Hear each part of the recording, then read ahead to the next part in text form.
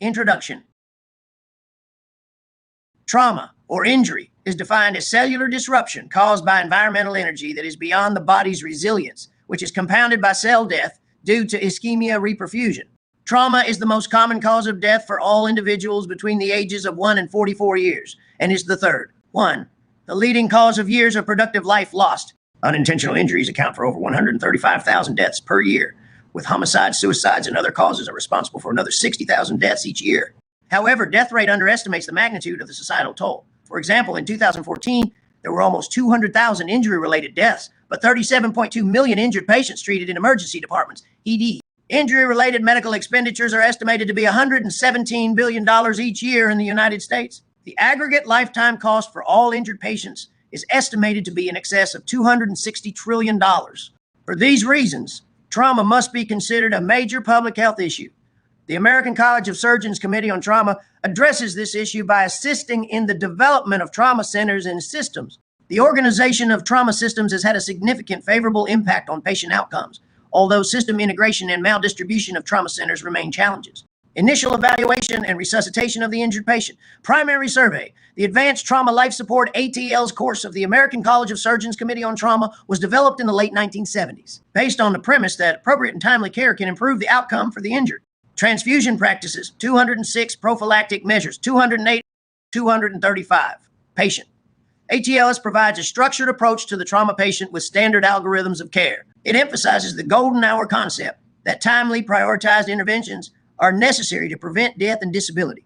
The ATLS format and basic tenets are followed throughout this chapter with some modifications. The initial management of seriously injured patients consists of phases that include the primary survey, concurrent resuscitation, the secondary survey, diagnostic evaluation, definitive care, and the tertiary survey. The first step in patient management is performing the primary survey, the goal of which is to identify and treat conditions that constitute an immediate threat to life. The ATLS course refers to the primary survey as assessment of the ABC's airway with cervical spine protection, breathing, and circulation. The timing of emergent intubation in the hypovolemic patient remains controversial because of the risk of further compromising cardiac function.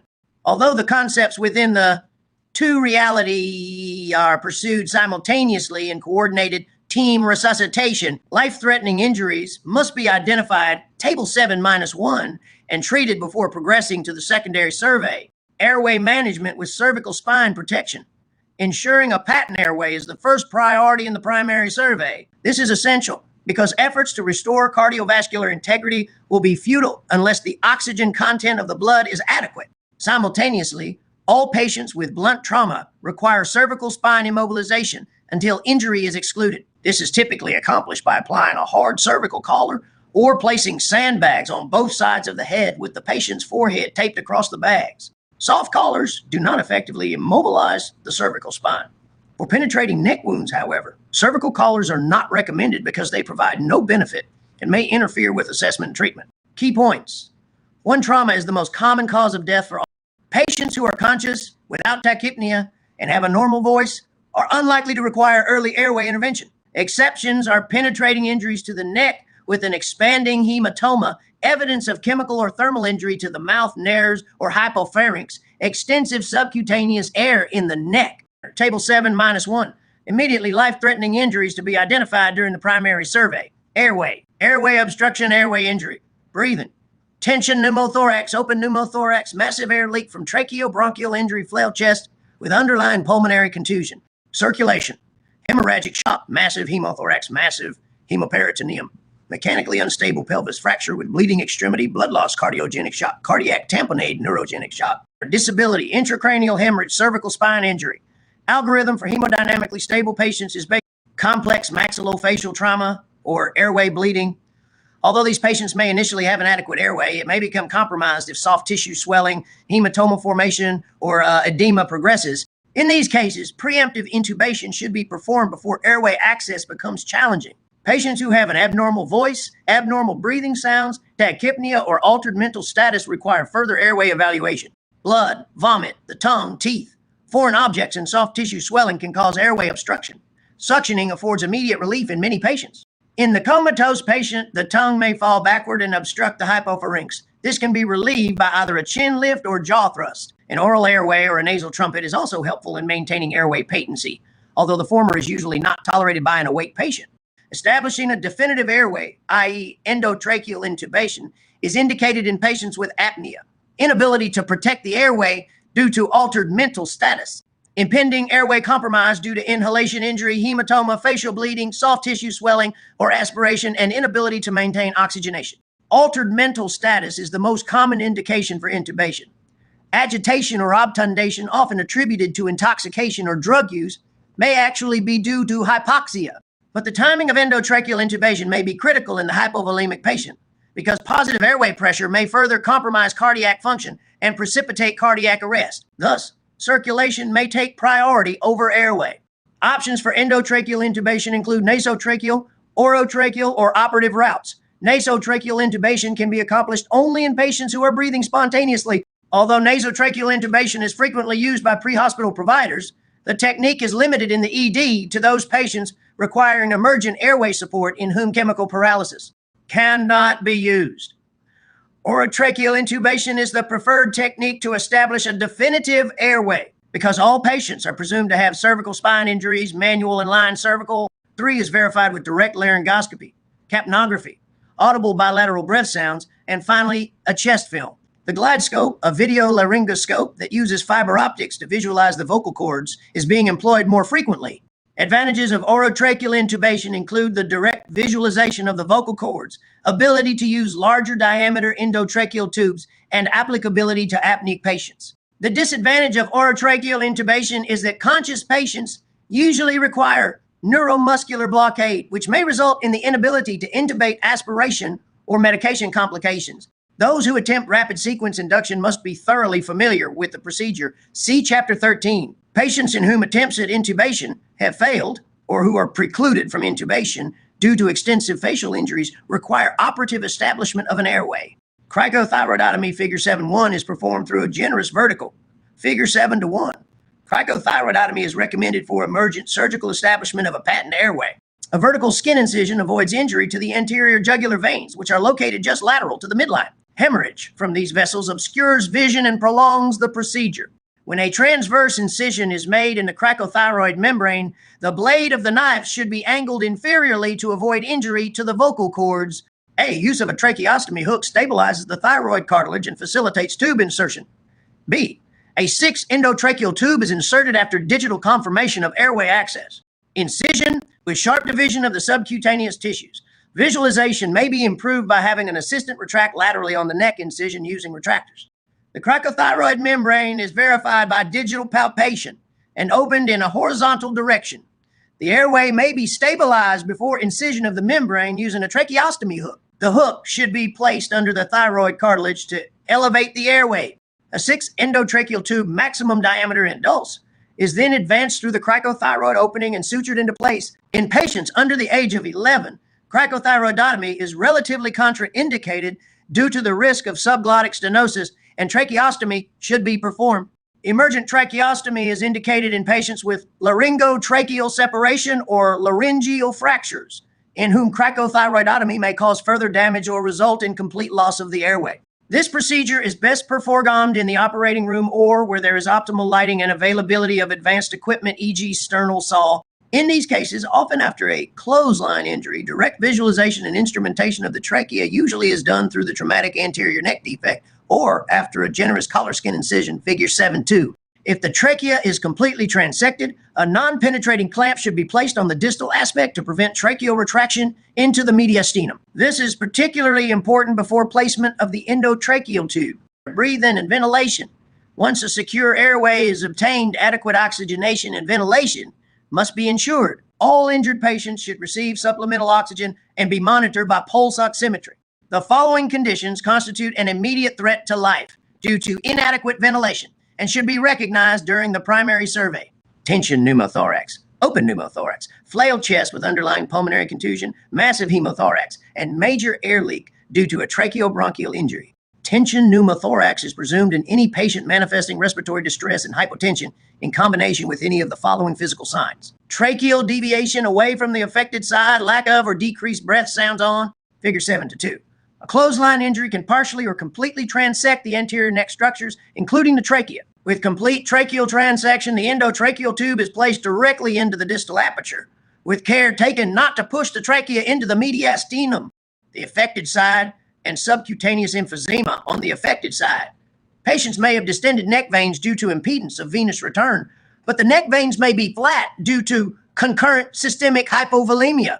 Tension pneumothorax and simple pneumothorax have similar signs, symptoms, and examination findings, but hypotension qualifies the pneumothorax as a tension pneumothorax. Although immediate needle thoracostomy decompression with a 14-gauge angiocatheter may be indicated in the field, tube thoracostomy in the mid-axillary line should be performed immediately in the ED before a chest radiograph is obtained, figure 7.3. Recent studies suggest that preferred location for needle decompression may be the fifth intercostal space in the anterior axillary line due to body habitus. In cases of tension pneumothorax, the parenchymal tear in the lung acts as a one-way valve, with each inhalation allowing additional air to accumulate in the pleural space. The normally negative intrapleural pressure becomes positive, which depresses the ipsilateral hemodiaphragm and shifts the mediastinal structures into the contralateral chest. Subsequently, the contralateral lung is compressed and the heart rotates about the superior and inferior vena cava. This decreases venous return and ultimately cardiac output, which culminates in cardiovascular collapse. An open pneumothorax, or sucking chest wound, occurs with full thickness loss of the chest wall, permitting free communication between the pleural space and the atmosphere, figure 7.4. This compromises ventilation due to equilibration of atmospheric and pleural pressures, which prevents lung inflation. Figure 7-3, a tube thoracostomy is performed in the mid-axillary line at the fourth or fifth intercostal space inframammary crease to avoid iatrogenic injury to the liver or spleen. B. Heavy scissors are used to cut through the intercostal muscle into the pleural space. This is done on top of the rib to avoid injury to the and alveolar ventilation and results in hypoxia and hypercarbia.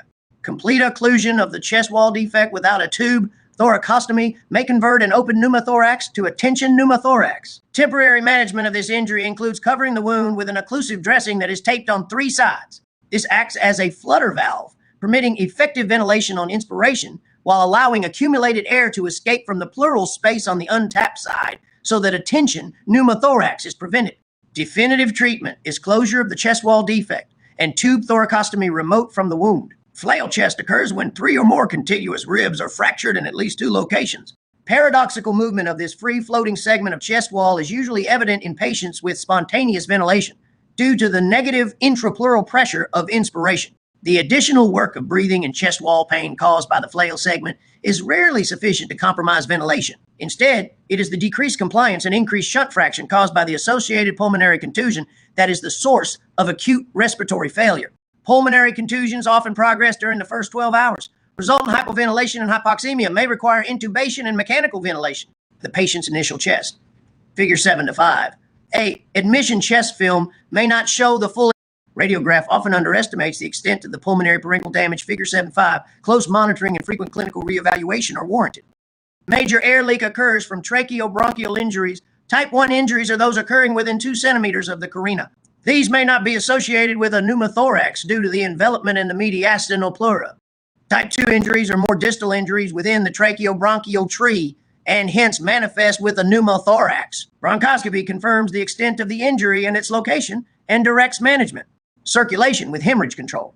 With a secure airway and adequate ventilation established, circulatory status is the next focus. An initial approximation of the patient's cardiovascular status can be obtained by palpating peripheral pulses.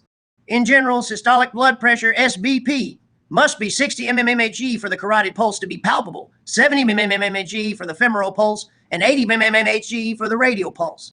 Any episode of hypotension defined as a SBP less than 90 mmHg is assumed to be caused by hemorrhage until proven otherwise. Patients with rapid, massive blood loss may have paradoxical bradycardia.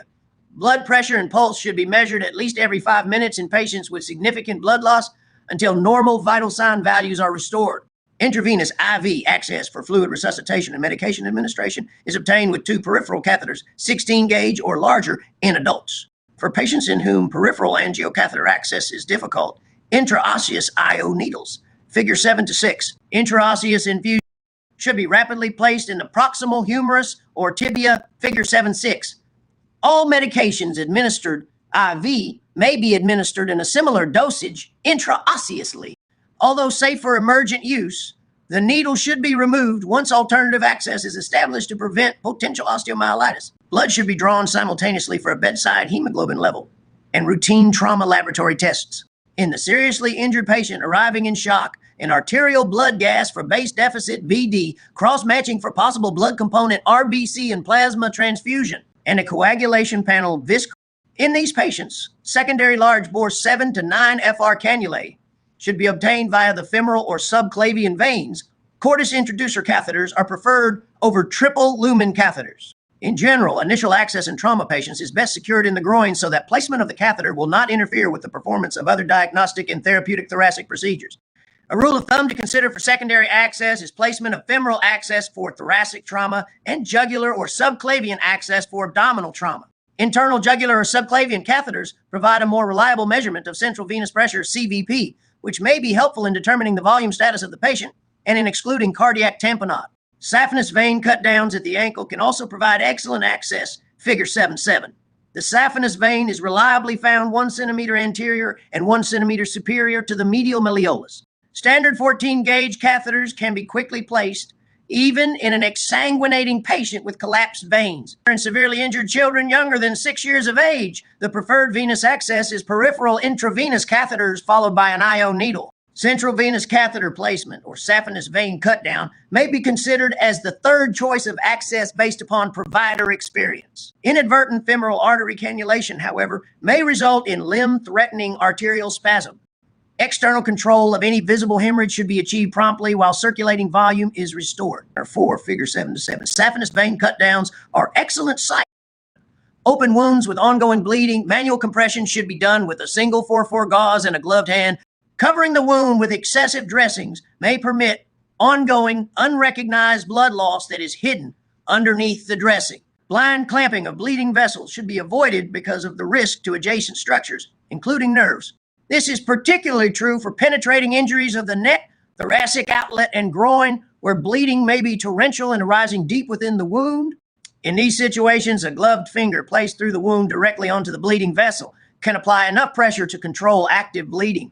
The surgeon, performing this maneuver, must then walk with the patient to the OR for definitive treatment. For bleeding of the extremities, it is tempting to apply tourniquets for hemorrhage control. But digital occlusion will usually control the bleeding. Complete vascular occlusion with a tourniquet risks permanent neuromuscular impairment. Patients in shock have a lower tolerance to warm ischemia, and an occluded extremity is prone to small vessel thrombosis. For patients with open fractures, fracture reduction with stabilization via splints will limit bleeding both externally and into the subcutaneous tissues. Scalp lacerations through the galea aponeurotica tend to bleed profusely. These can be temporarily controlled with skin staples, Rainey clips, or a full thickness continuous running nylon stitch. During the circulation section of the primary survey, 4 life-threatening injuries must be identified promptly. A massive hemothorax, B, cardiac tamponade, C, massive hemoperitoneum, and D, mechanically unstable pelvic fractures with bleeding. Massive hemoperitoneum and mechanically unstable pelvic fractures are discussed in emergent abdominal exploration and pelvic fractures in emergent hemorrhage control, respectively. Critical tools used to differentiate these in the multisystem trauma patient are the chest and pelvis radiographs and extended focused abdominal sonography for trauma of FAST. See regional assessment and special diagnostic tests. A massive hemothorax life-threatening injury number 1 is defined as greater than 1,500 ml of blood, or in the pediatric population, greater than 25% of the right ventricle. Cardiac tamponade occurs most commonly after penetrating thoracic wounds, although occasionally blunt rupture of the heart, particularly the atrial appendage, is seen. Acutely less than 100 ml of pericardial blood may cause pericardial tamponade. The classic Beck's triad, dilated neck veins, muffled heart tones, and a decline in arterial pressure is usually not appreciated in the trauma bay because of the noisy environment and associated hypovolemia. Because the pericardium is not acutely distensible, the pressure in the pericardial sac will rise to match that of the injured chamber. When this pressure exceeds that of the right atrium, right atrial filling is impaired and right ventricular preload is reduced. This ultimately leads to decreased right ventricular output. Additionally, increased intrapericardial pressure impedes myocardial blood flow, which leads to subendocardial ischemia and a further reduction in cardiac output. Diagnosis of hemopericardium is best achieved by ultrasound of the pericardium, figure 7.9. Early in the course of tamponade, blood pressure and cardiac output will transiently improve with fluid administration due to increased central venous pressure.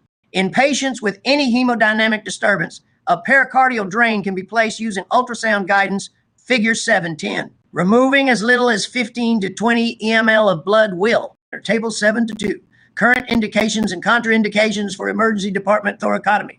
Indications: salvageable post-injury cardiac arrest, patients sustaining witness penetrating trauma to the torso with less than 15 minutes of pre-hospital CPR, patients sustaining witness blunt trauma with less than minutes of pre-hospital CPR, patients sustaining witness penetrating trauma to the neck or extremities with less than 5 minutes of pre-hospital CPE, persistent severe post-injury hypotension, SBP, less than or equal to 60 mmHg due to cardiac tamponade. Contraindications: penetrating trauma, CPR greater than 15 minutes and no signs of life, pupillary response, respiratory effort, motor activity, blunt trauma, CPR greater than minutes and no signs of life or asystole without associated tamponade. CPR equal to cardiopulmonary resuscitation, SBP equal to systolic blood pressure, often temporarily stabilize the patient's hemodynamic status and alleviate the subendocardial ischemia that can be associated with lethal arrhythmias. This allows safe transport to the OR for sternotomy. Pericardiocentesis is successful in decompressing tamponade. In approximately 80% of cases, the majority of failures are due to the presence of clotted blood within the pericardium. Patients with a persistent SBP less than 60 mmHg warrant resuscitative thoracotomy, RT, with opening of the pericardium for rapid decompression and control of bleeding. The utility of RT has been debated for decades. Current indications are based on 40 years of prospective data, table 7-2. RT is associated with the highest survival rate after isolated cardiac injury. 35% of patients presenting in shock and 20% without vital signs, i.e. no pulse or obtainable blood pressure, are salvaged after. Figure 7-10. Pericardiocentesis is indicated for patients with isolated penetrating injury to the heart. For all penetrating wounds, survival rate is 15%. Conversely, patient outcome is limited when RT is done for blunt trauma, with 2% survival among patients in shock and less than none percent survival among those with no vital signs. Thus, patients undergoing cardiopulmonary resuscitation CPR upon arrival to the ED should undergo RT selectively based on injury and duration of CPR. Figure 7-11. RT is best accomplished using a generous left anterolateral thoracotomy with the skin incision started to the right of the sternum, figure 7-12. A longitudinal pericardiotomy anterior to the phrenic nerve is used to release cardiac tamponade and permits access to the heart for cardiac repair and open cardiac massage. The cardiac wound should be repaired prior to vigorous efforts of myocardial resuscitation, e.g. epinephrine, calcium. Cross-clamping of the aorta improves central circulation, augments cerebral and coronary blood flow, and limits further abdominal blood loss, figure 7-13. The patient must sustain a SBP of 70 mmHg after RT and associated interventions to be considered resuscitable, and hence transported to the OR for disability and exposure. The Glasgow Coma Scale GCS score should be determined for all injured patients, table 7-3. It is calculated by adding the scores of the best motor response, best verbal response, and the best eye response. Scores range from 3, the lowest, to 15, normal. Scores of 13 to 15 indicate mild head injury, 9 to 12, moderate injury, and less than or equal to 8, severe injury. The GCS is a quantifiable determination of neurologic function that is useful for triage, treatment, and prognosis. Neurologic evaluation, including spinal cord integrity, is critical before administration of neuromuscular blockade for intubation. Subtle changes in mental status can be caused by hypoxia, hypercarbia, or hypovolemia, or may be an early sign of increasing intracranial pressure.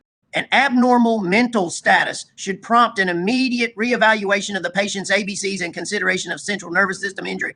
Deterioration in mental status may be subtle and may not progress in a predictable fashion.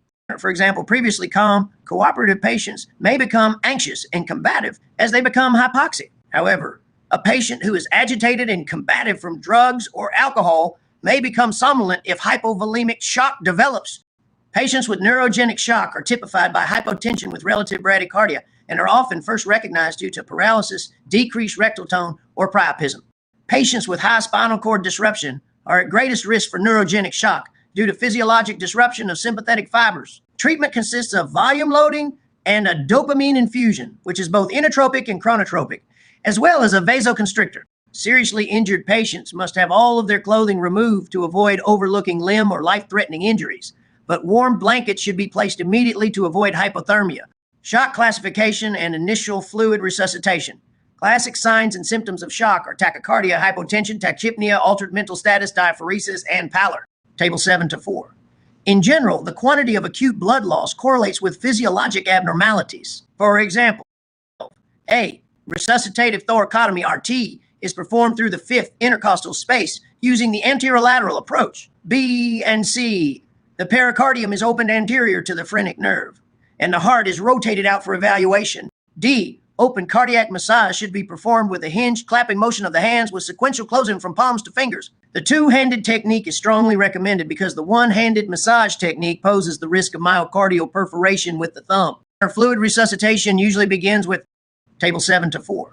In general, the quantity of acute blood loss correlates with physiologic abnormalities. For example, patients in Class 2 shock are tachycardic, but they do not exhibit a reduction in blood pressure until over 1,500 ml of blood loss, or Class 3 shock. Physical findings should be used as an aid in the evaluation of the patient's response to treatment. The goal of fluid resuscitation is to reestablish tissue perfusion. Figure 7-12. A. Resuscitative thoracotomy, RT, is performed through the fifth intercostal space. Fluid resuscitation usually begins with isotonic crystalloid, typically Ringer's lactate. However, for patients arriving in shock, persistent SBP less than, in an hematonaut instead of crystalloid, the current practice is to activate a massive transfusion protocol, MTP, in which red blood cells, RBC, and fresh frozen plasma, FFP, are administered. The details of a MTP are discussed later. Patients who have a good response to. Table 7-3. Score is calculated by adding the scores of the best motor response, best verbal response, and fluid infusion, i.e., normalization of vital signs, clearing of the sensorium, and evidence of good peripheral perfusion. Warm extremities with normal capillary refill are presumed to have adequate overall perfusion. Urine output is a reliable indicator of organ perfusion, but requires time to quantitate. Adequate urine output is 0.5 ml kg per hour in an adult, 1 ml kg per hour in a child, and 2 milliliters kg per hour in an infant less than 1 year of age. Because measurement of this resuscitation-related variable is time-dependent, it is generally more useful in the OR and intensive care unit ICU setting than in initial evaluation in the trauma bay. There are several caveats to be considered when evaluating the injured patient for shock. Tachycardia HR greater than 110 BPM is often the earliest sign of ongoing blood loss, but the critical issue is change in HR over time. Individuals in good physical condition with a resting pulse rate in the 50 seconds may manifest a relative tachycardia in the 90 seconds, although clinically significant. This does not meet the standard definition of tachycardia. Conversely, patients on cardiac medication such as S blockers may not be capable of increasing their heart rate to compensate for hypovolemia. Bradycardia can occur with rapid severe blood loss. This is an ominous sign, often heralding impending cardiovascular collapse. Other physiologic stresses, aside from hypovolemia, may produce tachycardia, such as hypoxia, pain, anxiety, and stimulant drugs, cocaine, amphetamines. As noted previously, decreased SBP is not a reliable early sign of hypovolemia because blood loss must exceed 30% before hypotension is evident. Additionally, younger patients may maintain their SBP due to sympathetic tone despite severe intravascular deficits until they are on the verge of cardiac arrest. Pregnant. Table 7-4, BV, blood volume, CS, central nervous system. Patients have a progressive increase in circulating blood volume over gestation. Therefore, they must lose a relatively larger volume of blood before manifesting signs and symptoms of hypovolemia. See special populations. Based on the initial response to fluid resuscitation, hypovolemic injured patients can be separated into three broad categories: responders, transient responders, and non-responders. Individuals who are stable or have a good response to initial fluid therapy as evidenced by normalization of vital signs, mental status, and urine output are unlikely to have significant ongoing hemorrhage. And further diagnostic evaluation for occult injuries can proceed in an orderly fashion. See secondary survey. At the other end of the spectrum are patients classified as non-responders who have persistent hypotension despite aggressive resuscitation. These patients mandate immediate identification of the source of hypotension with appropriate intervention to prevent a fatal outcome. Transient responders are those who respond initially to volume loading with improvement in vital signs, but subsequently deteriorate hemodynamically. This group of patients can be challenging to triage for definitive management. Persistent hypotension. Patients with ongoing hemodynamic instability, whether non-responders or transient responders, require systematic evaluation and prompt intervention The four spectrum of disease in patients with persistent hypotension ranges from easily reversible problems such as tension pneumothorax to multisystem injury with a number of sites of ongoing active hemorrhage.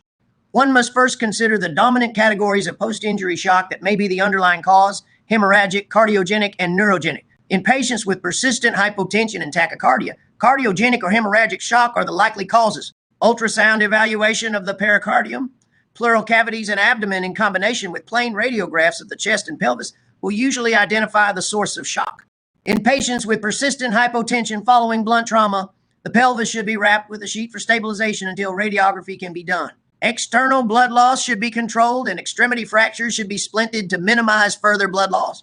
Evaluation of the CVP or ultrasound of the IVC may further assist in distinguishing between cardiogenic and hypovolemic shock. Base deficit measurement is critical. A base deficit of greater than 8 mmol implies ongoing cellular shock. Serum lactate also is used to monitor the patient's physiologic response to resuscitation. Evolving technology, such as measurement of the critical reserve index, may provide non-invasive monitoring. The differential diagnosis of cardiogenic shock in the trauma patient is A. tension pneumothorax, B. pericardial tamponade, C. blunt cardiac injury, D. myocardial infarction, and E. bronchovenous air embolism. Tension pneumothorax, the most frequent cause of cardiac failure, and pericardial tamponade have been discussed earlier.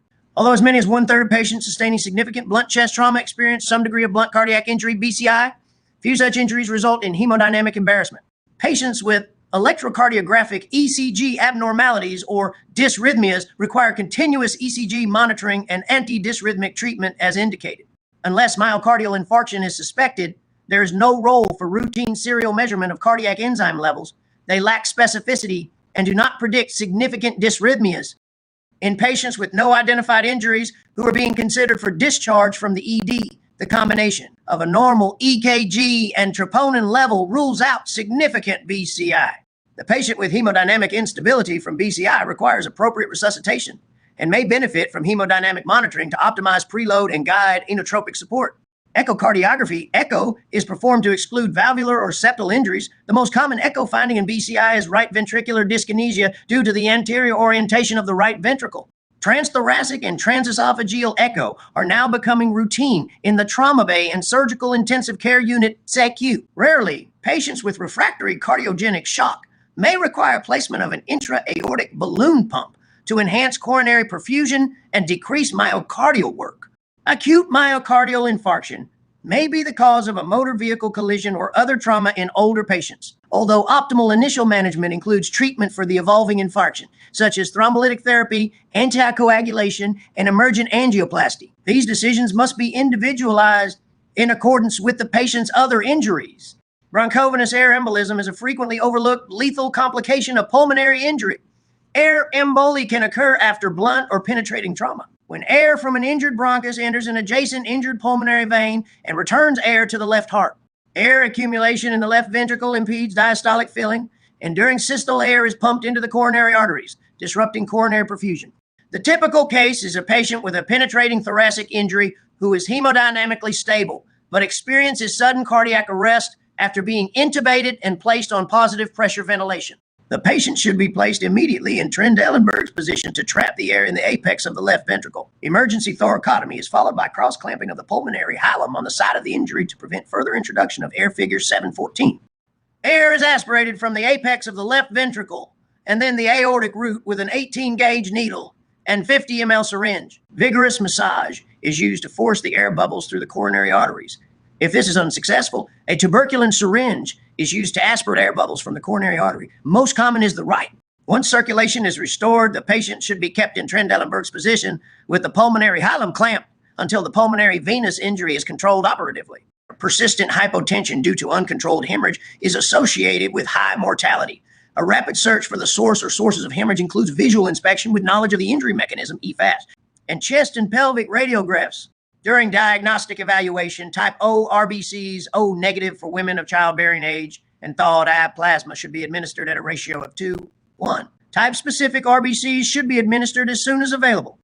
The acute coagulopathy of trauma is now well recognized and underscores the importance of preemptive blood component administration. The resurgent interest in viscoelastic hemostatic assays, thromboelastography, and thromboelastometry has facilitated the appropriate and timely use of clotting adjuncts, including the prompt recognition of fibrinolysis. In patients with clear indications for a gun operation, essential radiographs should be taken and the patient should be transported to the OR immediately. Such patients include those with blunt trauma and massive hemothorax, those with penetrating trauma, and an initial chest tube output of greater than 1L, and those with abdominal trauma and ultrasound evidence of extensive hemoperitoneum. In patients with gunshot wounds to the chest or abdomen, a chest and figure 7 to 14. A Satinsky clamp is used to clamp the pulmonary hilum to prevent further bronchovenous air embolism. B. Sequential sites of aspiration include the left ventricle, the aortic root, and the right coronary artery. Abdominal film, with radiopaque markers at the wound sites, should be obtained to determine the trajectory of the bullet or location of a retained fragment prior to transport to the OR.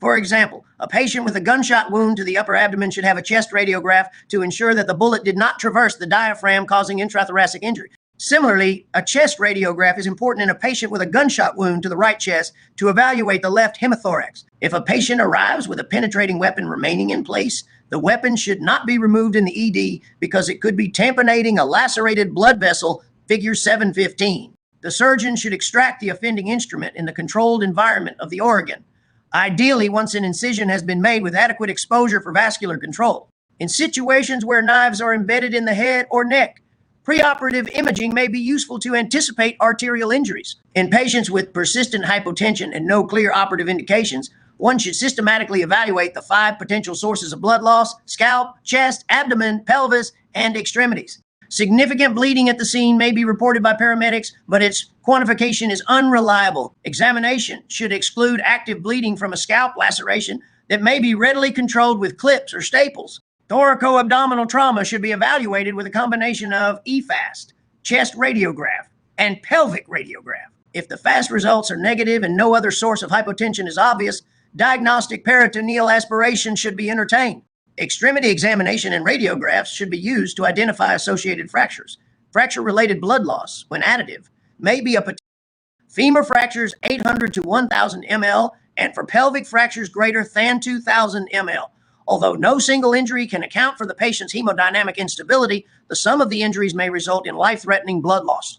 The diagnostic measures advocated earlier are those that can be easily performed in the trauma bay. Transport of a hypotensive patient out of the ED for CT scanning is hazardous, monitoring is compromised, and the environment is suboptimal for dealing with acute problems. Fast-track CT scanning should be used in all patients manifesting evidence of shock. The surgeon must accompany the patient and be prepared to aborgant the CT scan with diversion to the OR.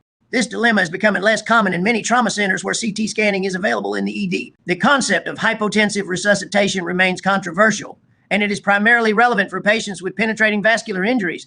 Experimental work suggests that an endogenous sealing clot of an injured artery may be disrupted at a SBP of greater than 90% mHg. Thus, many believe that this should be the preoperative blood pressure target for patients with potential non-compressible arterial injuries. On the other hand, optimal management of traumatic brain injury TBI includes maintaining the SBP greater than 100 mmHg, and thus hypotensive resuscitation is not appropriate for most blunt trauma patients. Secondary survey. Once the immediate threats to life have been addressed, a thorough history is obtained, and the patient is examined in a systematic fashion. The patient and surrogates should be queried to obtain an ample history, allergies, medications, past illnesses or pregnancy, last meal, and events related to the injury. The physical examination should be literally head to toe, with special attention to the patient's back, axilla, and perineum, because injuries here are easily overlooked.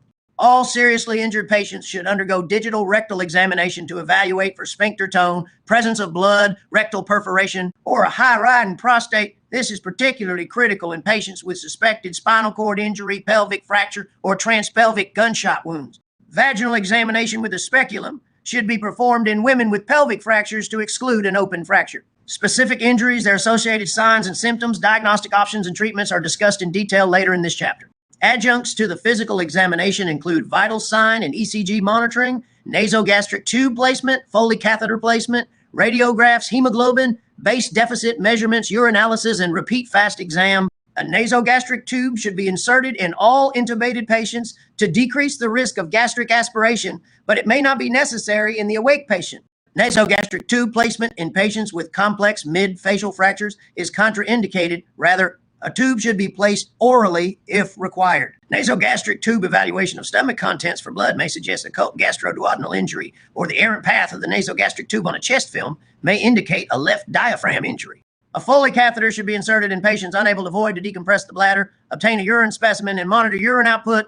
Gross hematuria demands evaluation of the genitourinary system for injury. Foley catheter placement may be deferred until urologic evaluation in patients with signs of urethral injury, blood at the meatus, perineal or scrotal hematomas, or a high-riding prostate.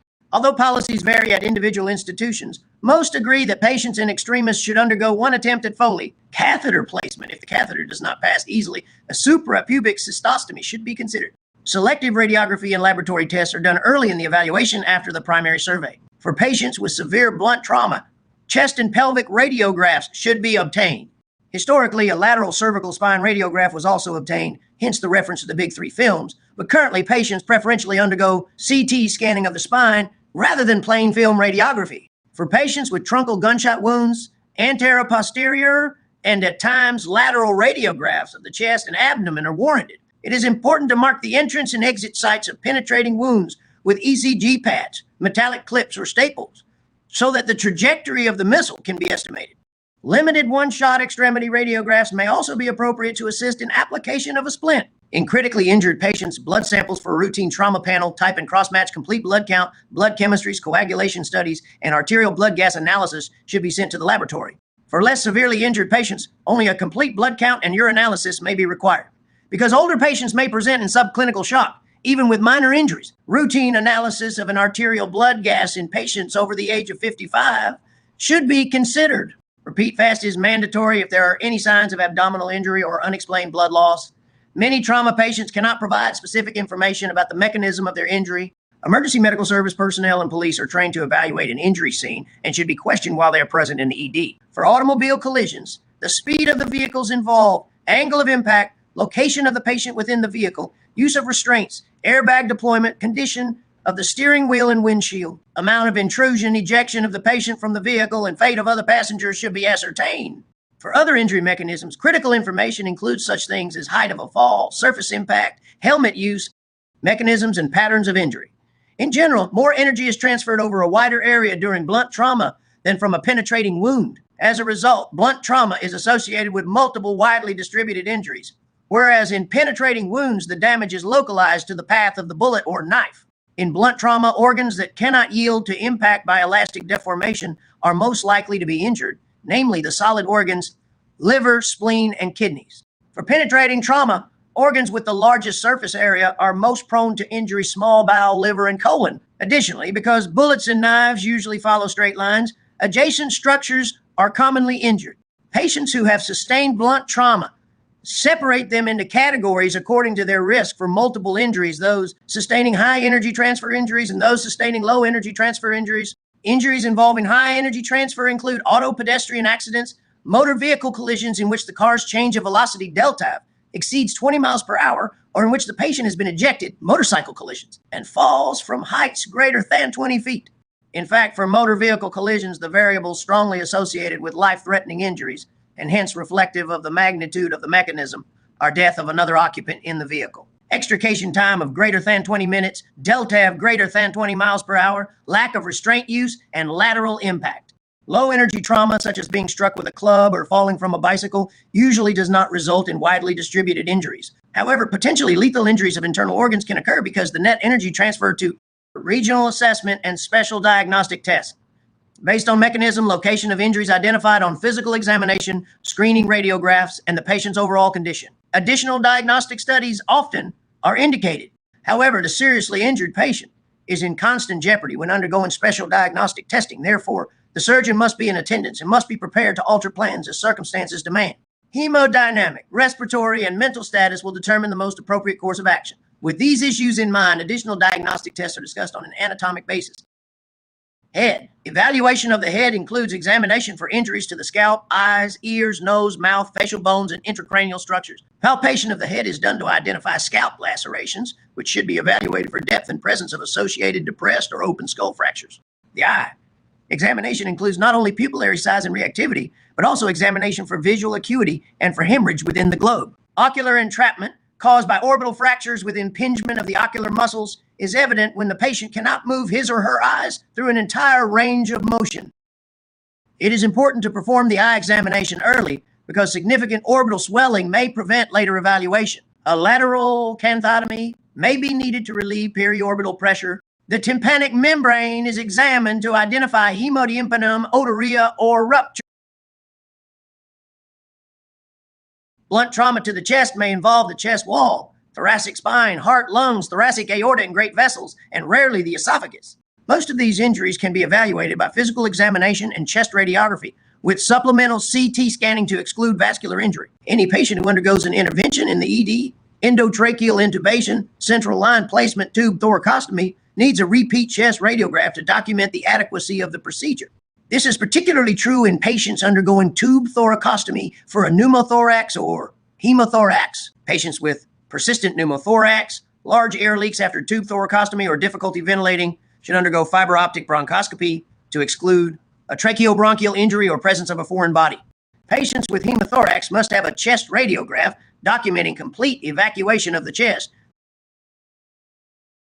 The abdomen is a diagnostic black box. Fortunately, with few exceptions, it is not necessary to determine in the ED which intra-abdominal organs are injured, only whether an explorer. 7. Sound in the abdomen can be unreliable in making this determination, and drugs, alcohol, and head and spinal cord injuries can complicate the clinical evaluation. The presence of abdominal rigidity and hemodynamic compromise is an undisputed indication. Table 7.5. Findings on chest radiograph suggestive of a descending thoracic aortic tear. 1. For prompt surgical exploration. For the remainder of patients, a variety of diagnostic adjuncts are used to identify abdominal injury. The diagnostic approach differs for penetrating trauma and blunt abdominal trauma. As a rule, laparotomy is warranted for gunshot or shotgun wounds that penetrate the peritoneal cavity because most have significant internal injuries. The standard has been that anterior truncal gunshot wounds between the fourth intercostal space and the pubic symphysis, whose trajectory is determined by radiograph or wound location, indicates peritoneal penetration, should undergo laparotomy. Figure 725. However, there has been increased use of CT scanning to facilitate non-operative management of abdominal GSWs. The exception is penetrating trauma isolated to the right upper quadrant in hemodynamically stable patients with trajectory confined to the liver by CT scan. Non-operative observation may be reasonable.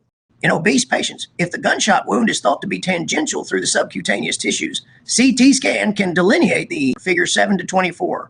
Imaging to diagnose descending torn aorta includes computed tomographic angiography A, with three-dimensional reconstructions B, anterior, C, posterior, demonstrating the proximal and distal extent of the injury, arrows.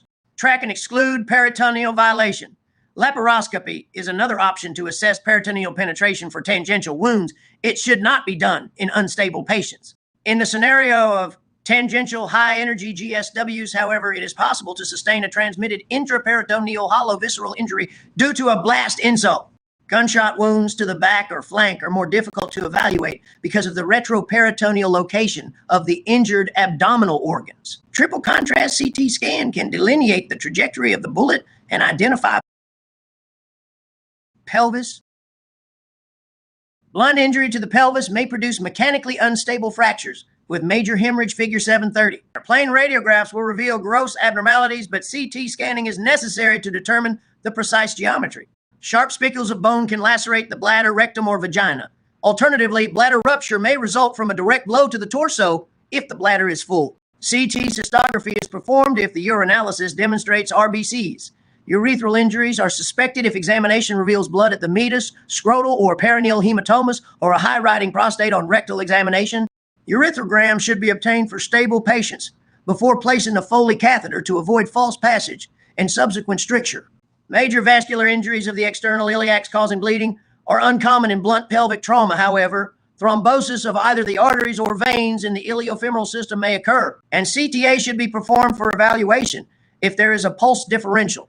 Life-threatening hemorrhage can be a blunt or penetrating trauma to the extremities requires an evaluation for fractures, ligamentous disruption, and neurovascular injury. Plain radiographs are used to evaluate fractures. whereas ligamentous injuries, particularly those of the knee and shoulder, can be imaged with magnetic resonance imaging. Physical examination identifies the majority of arterial injuries, and findings are classified as either hard signs or soft signs of vascular injury, tables 7 to 8. In general, hard signs constitute indications for operative exploration, whereas soft signs are indications for further testing or observation. Bony fractures or knee dislocations should be realigned before definitive vascular examination. In management of vascular trauma, controversy exists regarding the treatment of patients with soft signs of injury, particularly those with injuries in proximity to major vessels. It is known that some of these patients will have arterial injuries that require repair. The most common approach over the past 25 years, there's been a remarkable change in management practices and operative approach for the injured patient. With the advent of CT scanning, non-operative management of solid organ injuries has replaced routine operative exploration. Those patients who do require operation may be treated with less radical resection techniques, such as splenography or partial nephrectomy. Colonic injuries, previously mandating colostomy, are now repaired primarily in virtually all cases. Additionally, the type of anastomosis has shifted from a double-layer closure to a continuous running single-layer closure. This method is technically equivalent to and faster than the interrupted multi-layer techniques. Adoption of damage control surgical techniques in physiologically deranged patients has resulted in limited initial operative time, with definitive injury repair delayed until after resuscitation in the surgical intensive care unit, CQ with physiologic restoration. Abdominal drains, once considered mandatory for parenchymal injuries and some anastomoses, have disappeared. Fluid collections are managed by percutaneous techniques. Newer endovascular, figure 7 to 30. The three types of mechanically unstable pelvis fractures are lateral compression A, anteroposterior. Techniques such as stenting of arterial injuries and angioembolization are routine adjuncts. Blunt cerebrovascular injuries have been recognized as a significant preventable source of neurologic morbidity and mortality. The use of preperitoneal pelvic packing for unstable pelvic fractures, as well as early fracture immobilization with external fixators, are paradigm shifts in management. Recently, resuscitative endovascular balloon occlusion REBOA has been added to the armamentarium for life-threatening pelvic fracture bleeding, figure 732.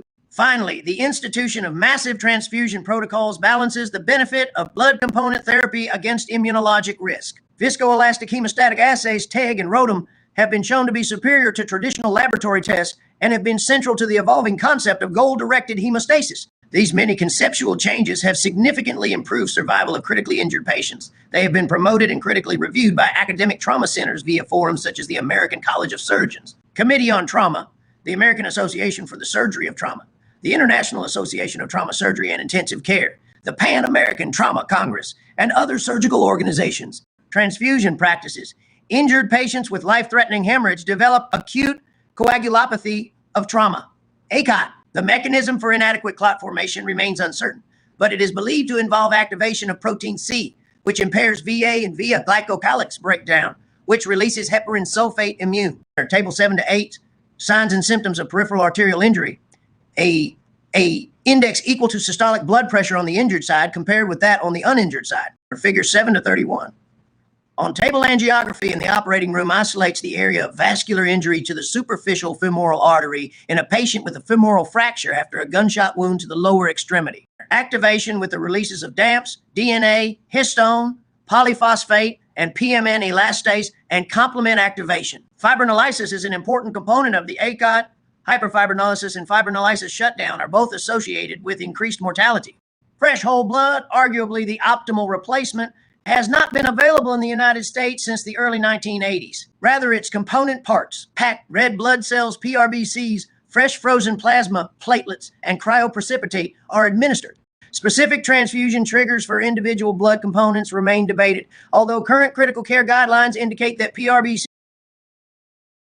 thoracic incisions.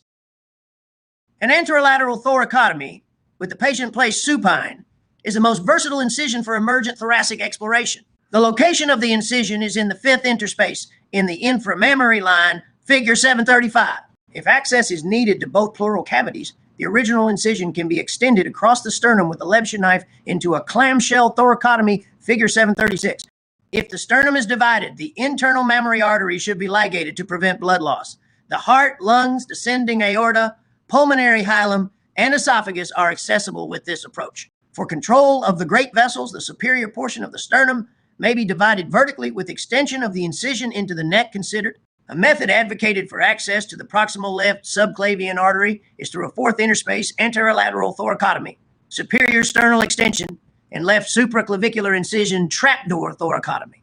Although the trapdoor procedure is appropriate after resuscitative thoracotomy, the proximal left subclavian artery can be accessed more easily via a sternotomy with a supraclavicular extension. If the left subclavian artery is injured outside the thoracic outlet, vascular control can be obtained via the sternotomy and definitive repair done through the supraclavicular incision. Emergent median sternotomy is optimal for anterior stab wounds to the heart.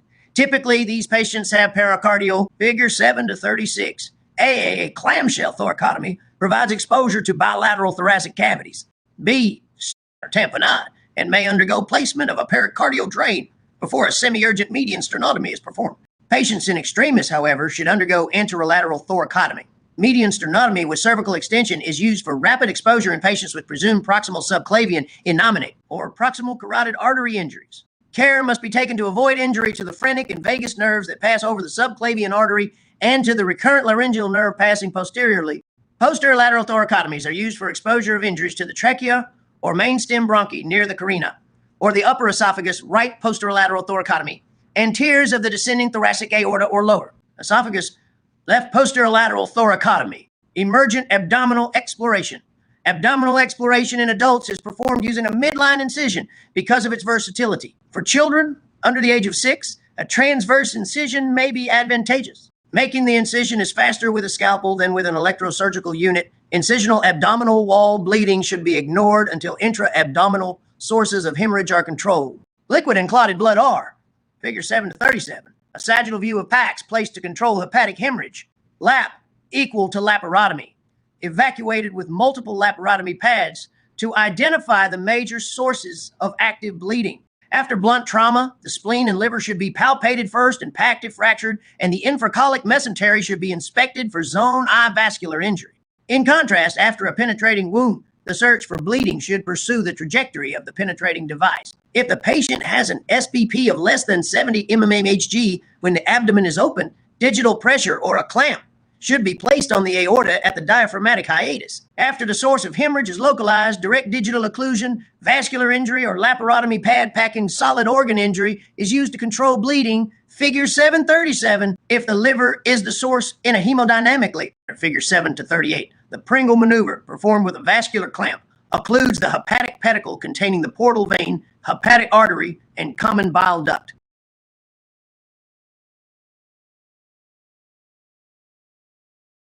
Unstable patient, additional control of bleeding is obtained by clamping the hepatic pedicle with a vascular clamp or Rummel tourniquet. Termed the Pringle maneuver, figure 738. Similarly, clamping the splenic hilum may be required for hilar bleeding. When the spleen is mobilized, it should be gently rotated medially to expose the lateral peritoneum. This peritoneum and endoabdominal fascia are incised, which allows blunt dissection of the spleen and pancreas as a composite from the retroperitoneum anterior to Garota's fascia, figure 739. Rapid exposure of the intra-abdominal vasculature can prove challenging in the face of exsanguinating hemorrhage. Proximal control of the aorta is obtained at the diaphragmatic hiatus. If an aortic injury is supraciliac, transecting the left cruciate diaphragm or extending the laparotomy via a left thoracotomy may be necessary. Figure 7 to 39. To mobilize the spleen, an incision is made into the endoabdominal fascia 1 centimeter lateral to the reflection of the peritoneum onto the spleen A. While the spleen is gently rotated medially, a plane is developed between the pancreas and left kidney B. With complete mobilization, the spleen can reach the level of the abdominal incision. An alternative for a contained hematoma is placement of a transfemoral reboa into zone 1. The first decision is whether the patient has a supracolic or an infracolic vascular injury. Supracolic injuries, aorta, celiac axis, proximal superior mesenteric artery, and left renal arteries are best approached via left medial visceral rotation, figure 740. This is done by incising the lateral peritoneal reflection white line of Tolt, beginning at the distal descending colon and extending the incision along the colonic splenic flexure around the posterior aspect of the spleen and behind the gastric fundus, ending at the esophagus. The left colon, spleen, pancreas, and stomach are then rotated toward the midline. The authors prefer to leave the kidney in situ when mobilizing the viscera because this exaggerates the separation of the renal vessels from the SMA. The operative approach for SMA injuries is based on the level of injury. Full and zone on SMA injuries located posterior to the pancreas are best exposed by a left medial visceral rotation. Fullen Zone 2 SMA injuries, extending from the pancreatic edge to the middle colic branch, on the other hand, are approached via the lesser sac along the inferior edge of the pancreas at the base of the transverse mesocolon. The pancreatic body may be divided to gain proximal vascular access. More distal SMA injuries, Fullen Zones 3 and IV, are approached directly within the mesentery. A venous injury behind the pancreas from the junction of the superior mesenteric, splenic, and portal veins is accessed by dividing the neck of the pancreas. Inferior vena cava injuries are approached by a right medial visceral rotation, figure 741. Proximal control is figure 7 to 40. A left medial visceral rotation, cava, obtained just above the iliac bifurcation with direct pressure via a sponge stick. The injury is identified by cephalite dissection along the anterior surface of the inferior vena cava. A Satinsky clamp can be used to control anterior cava wounds. Injuries of the iliac vessels pose a unique problem for emergent vascular control due to the number of vessels, their close proximity, and cross-circulation. Proximal control at the infrarenal aorta arrests the arterial bleeding and avoids splanchnic and renal ischemia, however. Venous injuries are not controlled with aortic clamping. Tamponade with digital pressure or with a folded laparotomy pad held directly